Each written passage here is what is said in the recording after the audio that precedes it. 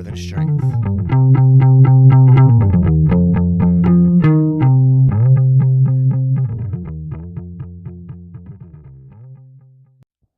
Welcome to More Than Strength. My name is Dan Flanick, and today I'm joined by one of the true gurus in the world of strength and conditioning, Matt Reynolds. Matt Reynolds was the co-founder and owner of Strong Gym in Springfield, Missouri, which in 2013 and 2014 won Powerlifting Watch's Gym of the Year.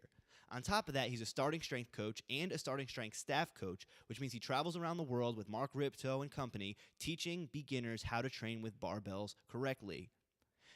Once Matt sold Strong Gym at the end of last year, he began his own online coaching business.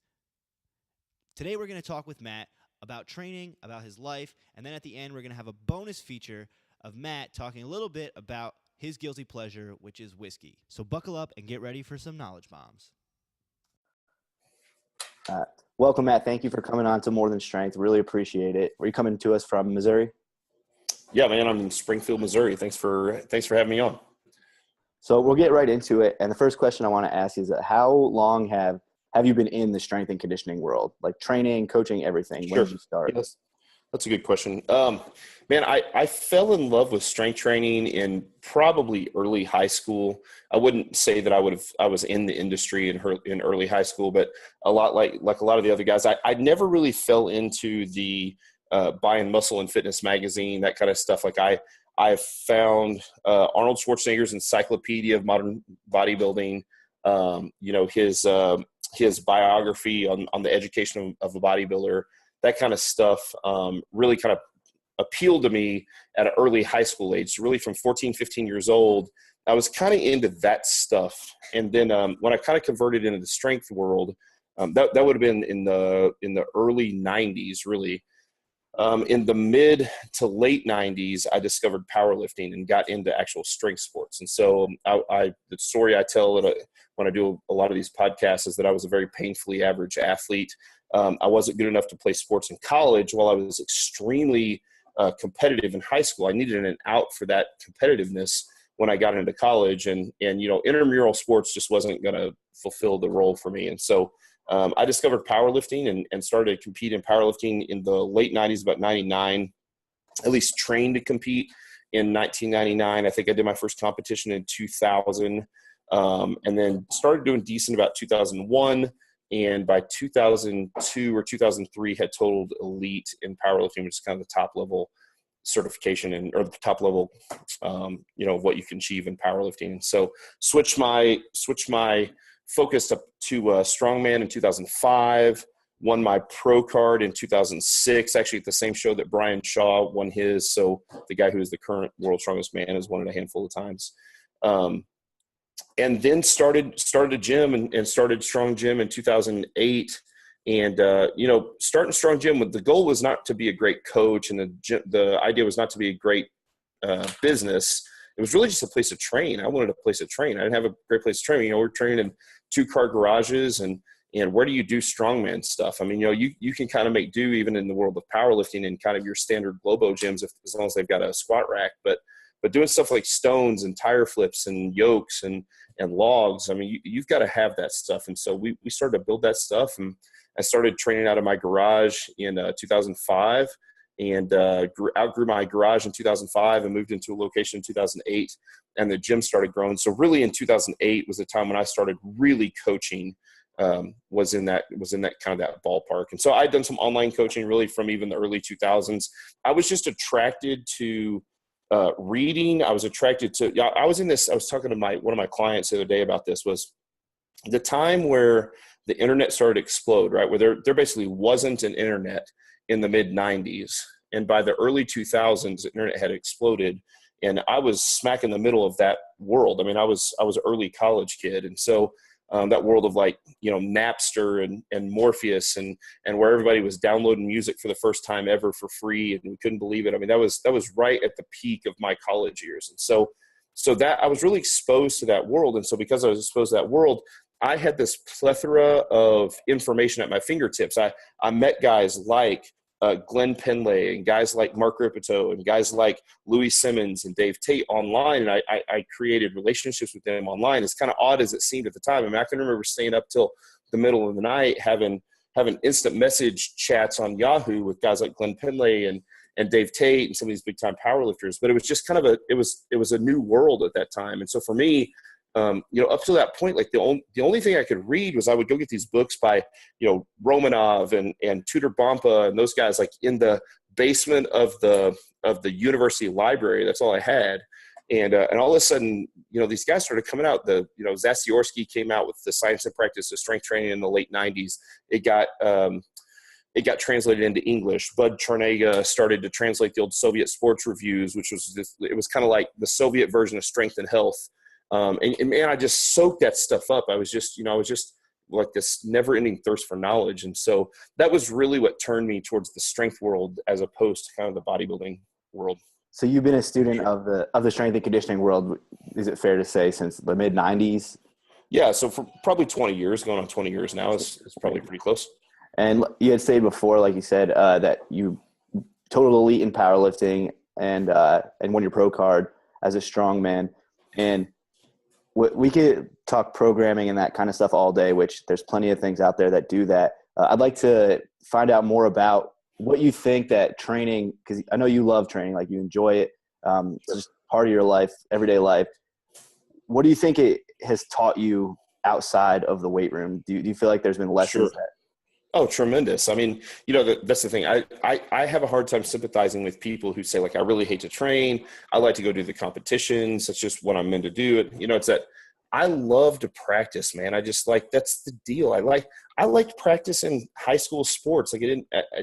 There was something about the process of becoming better that I absolutely love. Like, do I love competition? Absolutely. And as a matter of fact, I was always one of those guys that kind of rose to the occasion in competition. I would always hit PRs in competition. My best lifts are in competition.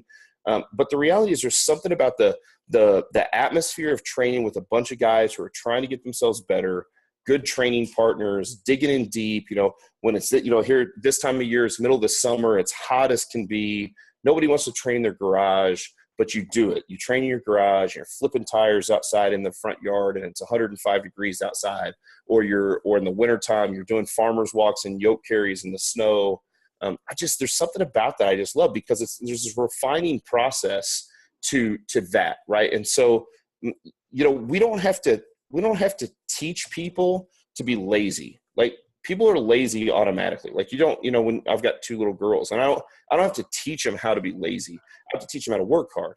And so the process of learning how to work hard and how to progressively overload and keep adding weight to the bar and keep getting stronger and better was this process that was incredible for us because it helped refine me kind of who I was. And so then as I got into things like my career and my marriage, and I was a football coach, and those times that that become very, very difficult, and that all of those things aren't going to just be awesome and easy all the time. And so because I could go back and go, I remember what it was like the first time I picked up 700 pounds on a yoke and was supposed to run down the street with it. And instead I just picked it up and then just set it back on the ground and said, no, I'm not doing this today, because but then the day comes along 18 months later or whatever, where you pick up 950 pounds on a yoke and you run down the street with it. Right. So you understand there's value in the hard work. There's value in the process. It's refining to you as a person. And so that was one of the things I always loved about strength training. And then on top of that, strength training is so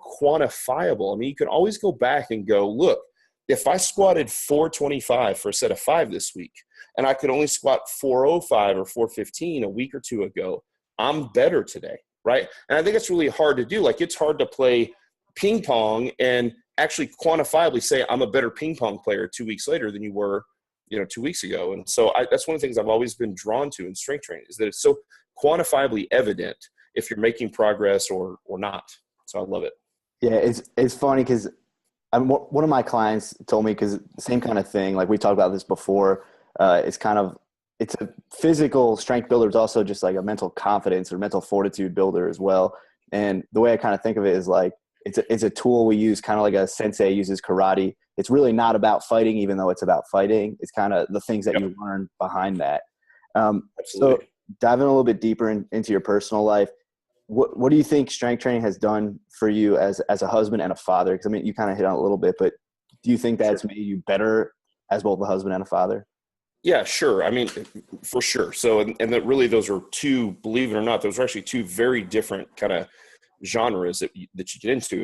In my married life, understanding that suffering occurs, that there are people who are called to suffer, right? So I was raised in kind of this, if you do all the things right you're supposed to do, and you check off the good things off the list, then everything's supposed to go okay. And the reality is, like, that's not real. I mean, just, there are some great people who have some really bad things happen to them. And so this process of training and hard and working through injuries and coming back, like understanding the value of hard work and trying to accomplish things has definitely contributed in a positive effect to my marriage. Not just from my aspect, but my wife does this now too, right? So she's incredibly strong.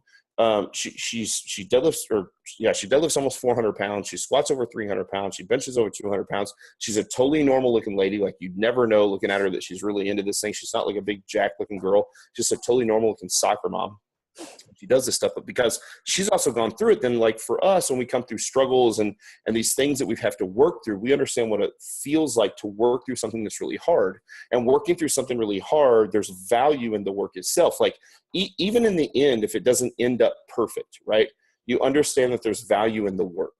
And so that's really helped my marriage. Now the weird thing about that is that it's a little bit more difficult as for your kids, because I've got two little girls. I've got an 11-year-old and a 6-year-old. And, in this generation, we homeschool our kids. We're not super sheltered kind of people, homeschoolers of our kids. I mean, we expose them to normal things, and they're extremely socialized. They do all sorts of classes and gymnastics and dance and weightlifting and drama and choir and all that kind of stuff. But the reality is that kids today, they don't seem to value hard work for the sake of hard work, right? It's hard work for, if I do hard work, will you buy me a Barbie? And you're like, no, you don't understand. Like, the gift isn't the Barbie. The gift is the hard work. Like, there's something good that comes out of the hard work. And so while that's very, very easy for my wife and I to relate to, that's very difficult to teach an 11-year-old preteen who's going into puberty that all she wants to do is sit around and play Minecraft videos. You're like, look, I mean, there's a real value in the work. And so that's a constant kind of thing we're teaching our kids. But it doesn't mean it's always easy, right? It doesn't mean they always get it. It doesn't mean that they're going to get it at 11. I just hope that by the time that they're 15, 16, 17 years old, they understand, like, Dad made me work all the time. I didn't understand while I was working. He was tough on me. He loved me. He was emotive. I mean, I don't want to be that sort of dad that can't tell my kids I love them. They can't they can't cuddle up with my kids, give them a hug, give them a kiss, watch a good movie with them, take them out and have daddy-daughter dates. I love to do all those sorts of things, but at the same time, we're not going to do that in lieu of doing hard work.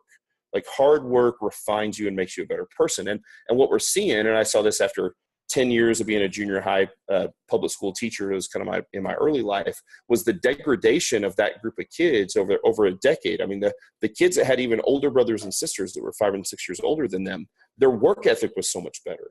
And now you see, as kids, they're just like, their work ethic is pathetic. And so for me, I think it's an extremely important thing to teach your kids, is like the value of hard work is the hard work itself. Like, that's the gift. The gift is, like, there's something cool about doing hard work. I love going out and doing manual labor and getting done and, like, looking at what you did and going, like, I did this today, right? And so, again, it was one of those things that was difficult for me as a teacher, because you would teach and you would pour into kids, but at the end of the day, it was very difficult to quantify the difference that you actually made.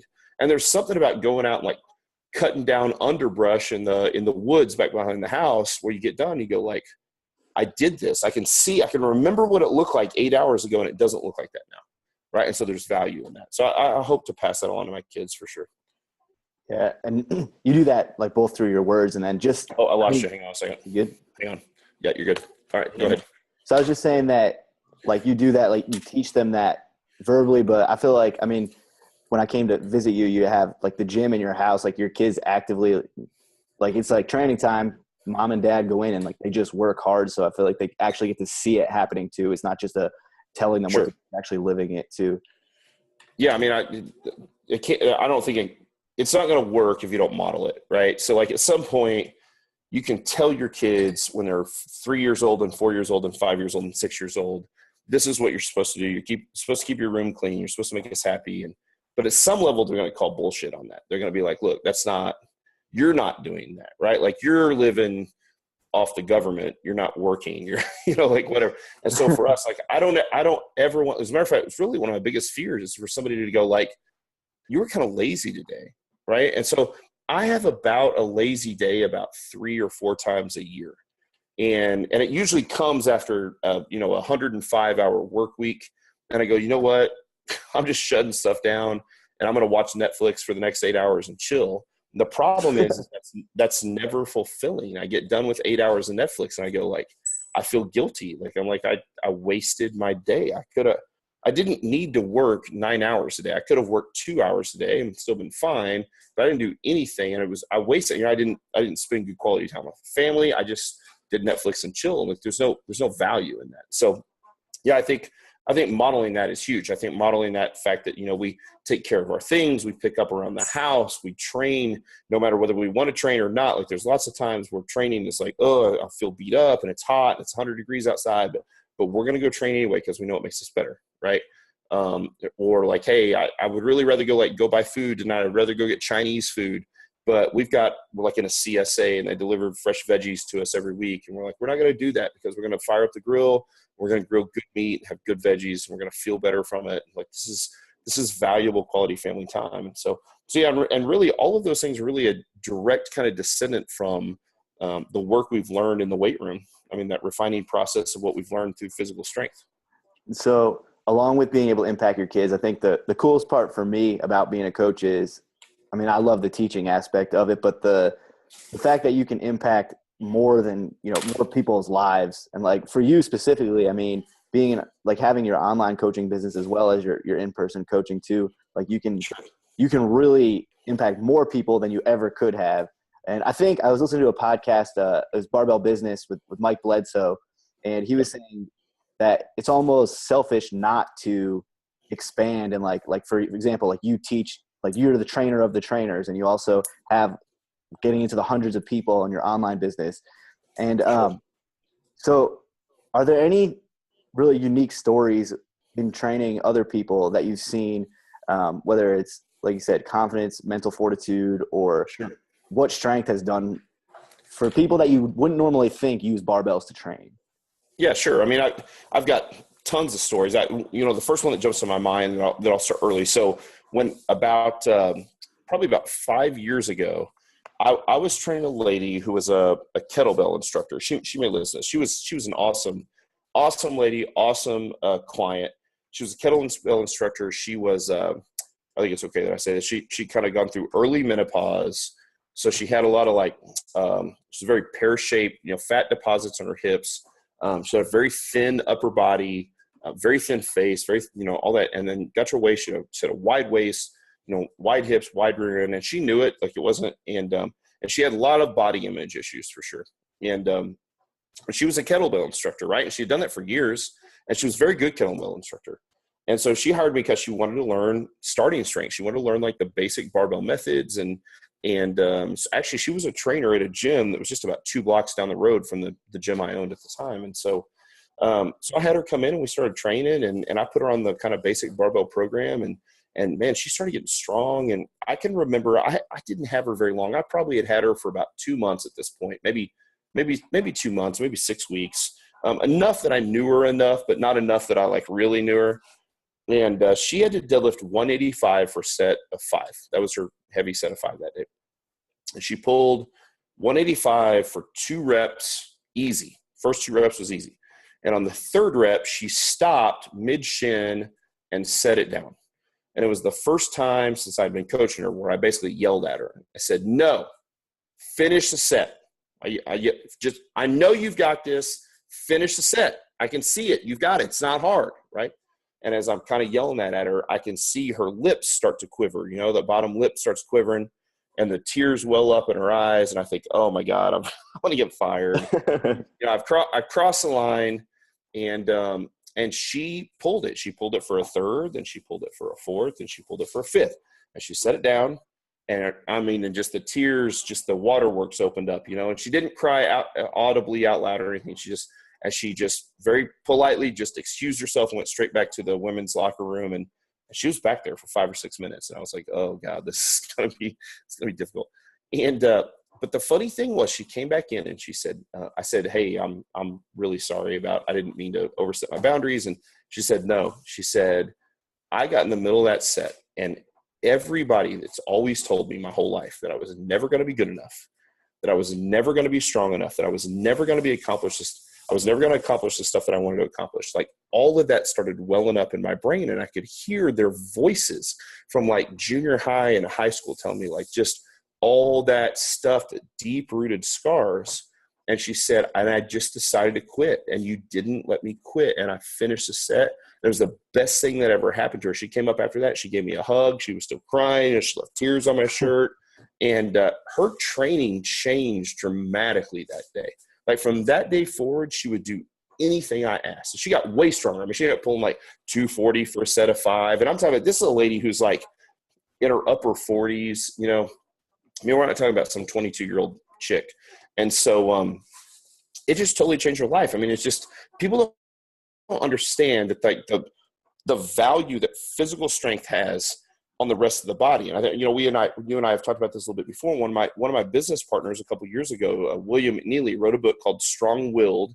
And the basis of the book is how physical strength carries over to all of this other stuff. I mean, it's really kind of what you're doing in your podcast. It's that physical strength makes you mentally stronger, makes you emotionally stronger, makes you relationally stronger, often makes you spiritually stronger. You get more centered with those things because physical strength is just so hard.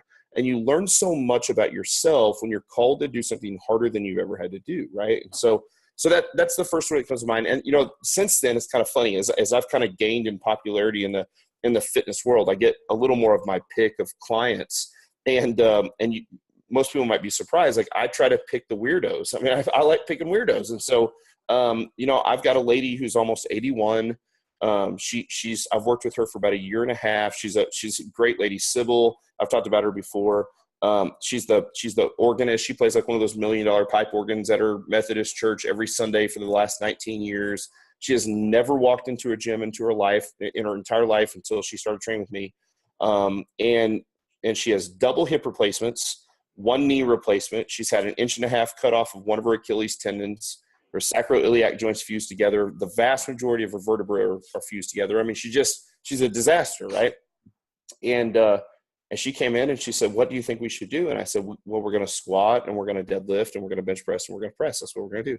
And she's like, I don't know what any of those lifts are. And I'm like, don't worry. And so she squats and I have her squat box. She box squats and she holds a 50 pound kettlebell and she's 81.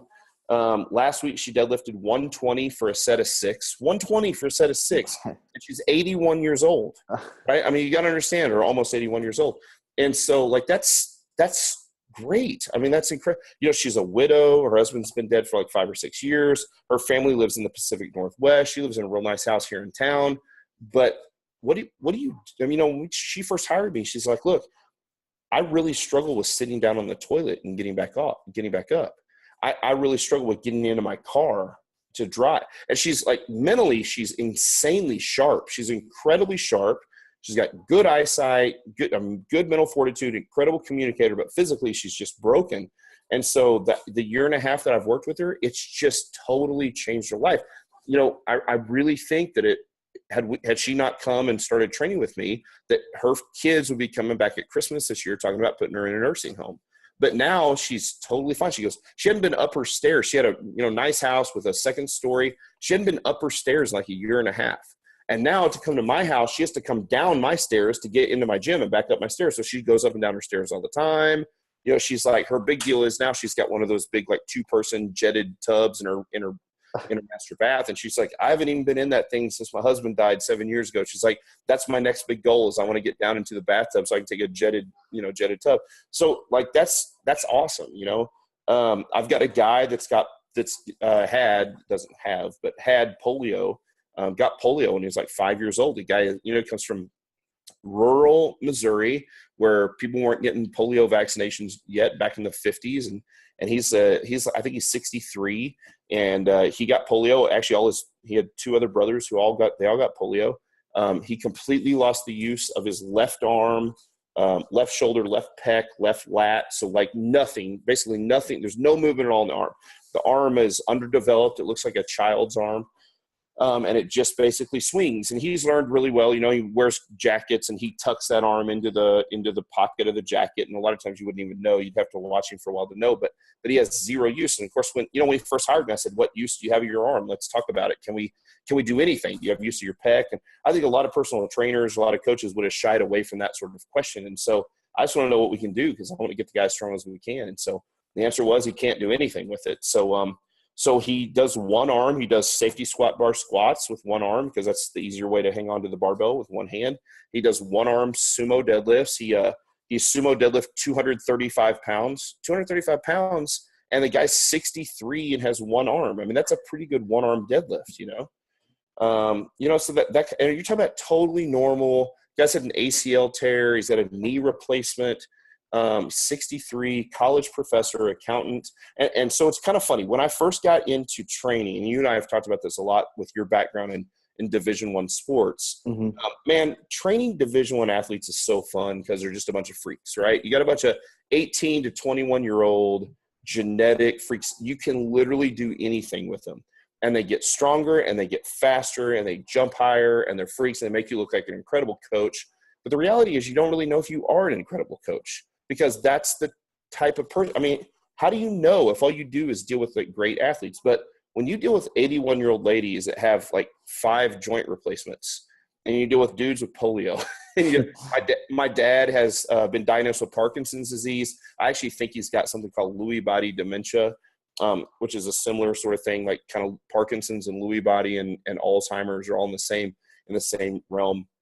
And he's 61 and he comes in and trains twice a week and he lifts heavy. I mean, he squats and he deadlifts and he benches and he presses and it makes a difference. And the guy's like, "Man, I can't believe like mowing my lawn's easier. I go out and he pushes the prowler. He's like, "I hate the prowler, except that when I go mow my lawn, like it's easier." And so it's amazing the quality of life that strength training can give people, not just from a physical perspective, but from a mental perspective and an emotional perspective and a relational perspective. All those sorts of things, like it bleeds over. It's not this thing that I think we get really good at compartmentalizing. I'm going to work on the physical and then I'm going to work on the spiritual or the emotional. And the reality is that stuff really, that there's a lot of overlap there. And so I like finding the athletes with the overlap. And so I've actually got one of my clients here now. He's working at my house right now, and he's a 20-year-old kid in the Army, and I keep him around just to remember what it's like to train somebody that's like awesome and easy to train and like couldn't recover from anything. And so I give him like massive amounts of volume to see if I can kill him every single day. He's like in the Army, and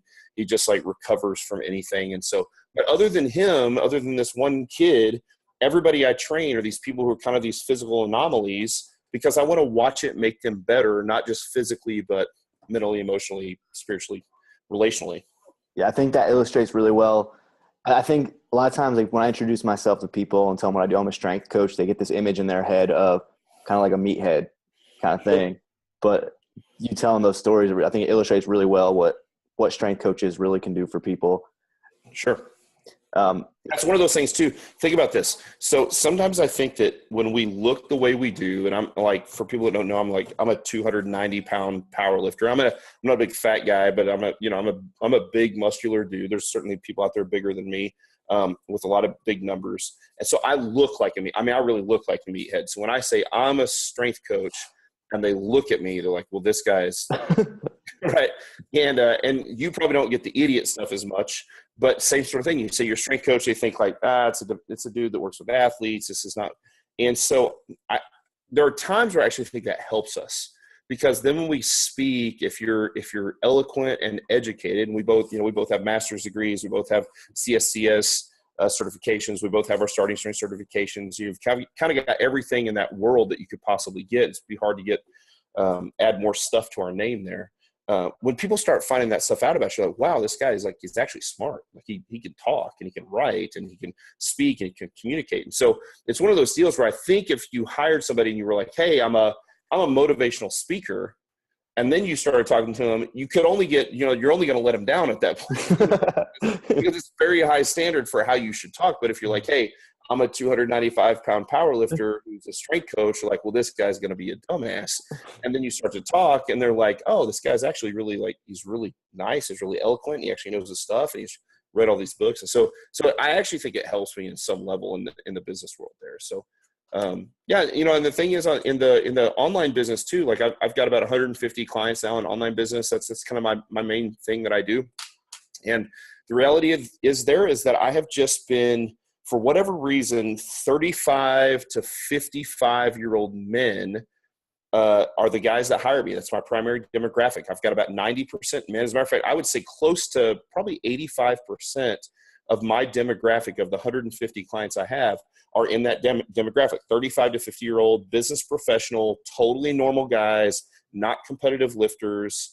And they just want to get generally strong, generally healthy, be better husbands, be better dads, do better at their job. And what they found is that as their strength increases and they get strong, all those other things start to fall in place. Like their life with their wife and their kids and their business and their church and all those things seem to get smoother, and they seem to get less stressful when the strength stuff gets in place. So it's actually been really rewarding.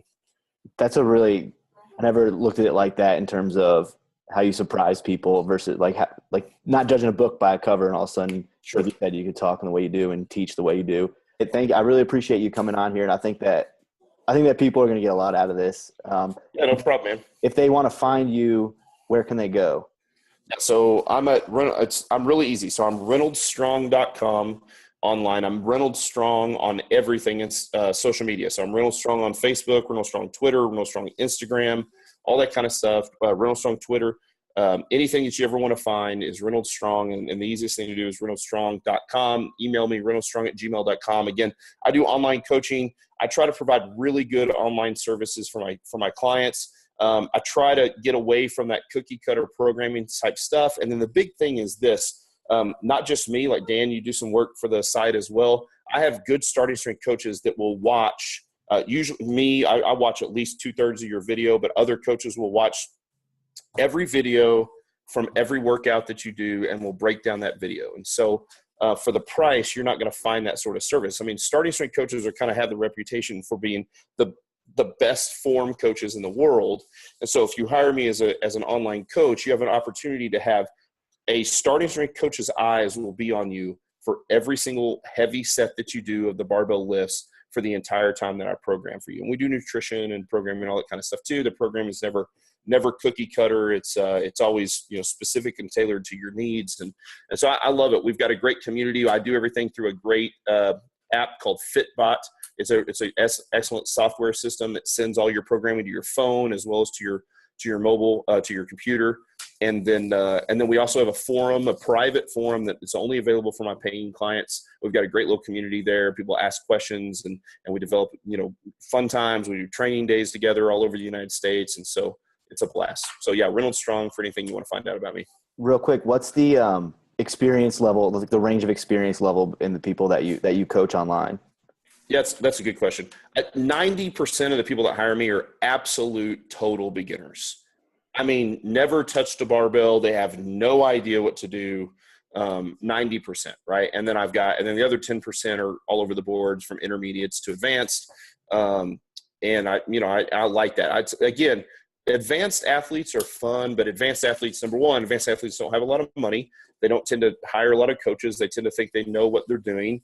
And I've just got to the point where I like coaching normal general population people. Give me business professionals and soccer moms and grandmas and grandpas all day long, because I know that I can make a bigger difference in their life. And ultimately, if we're talking about somebody hitting the difference between an 800-pound squat and an 850-pound squat, like in the grand scheme of things, while I love that, like I think it's awesome that they're that strong, there's a little bit of vanity still to that, right? But you think about a lady like Sybil, like my 80-year-old lady, I'm keeping her out of the nursing home, right? I want you to be able to hire me so that you can play with your kids, so that you can play with your grandkids, so you can walk your daughters down the aisle. Like, to me, that's far more important than the vanity of adding 50 pounds to an 800-pound squat. So while I still love to help those guys get insanely strong and set world records, I would much rather help you accomplish a healthier, more fulfilling life, so that you gain strength, not just in the weight room and not just physically, but mentally, emotionally, relationally as well. Good. Yeah, I just want to let people know that this could be the first time they heard the word barbell, and you could still help them. So absolutely, I mean, I get lots of people like this. As a matter of fact, and if you do that, I'm probably not going to let you have a barbell for the first 3 or 4 weeks. I'm going to teach you how to body weight squat. I'm going to teach you how to do some basic stuff with kettlebells. We're going to get the movements down first, and then we're going to slowly add an empty barbell. We're going to go nice and slow. We're not going to go so fast that you're worried about hurting yourself. Like, it's going to be at your pace, and everything's smooth, and it'll be just fine. So, all right. Thank you. Really appreciate you being on the show. And thanks, that's a Dan. wrap for today. But before you go, if you like the conversation between Matt and I and would like to hear more, go to morethanstrength.com, fill out the email subscription box, and you will be emailed a link where you could hear bonus footage of me and Matt talking about things unrelated to training and unrelated to coaching. Thank you and have a great day. Stay tuned for our next podcast.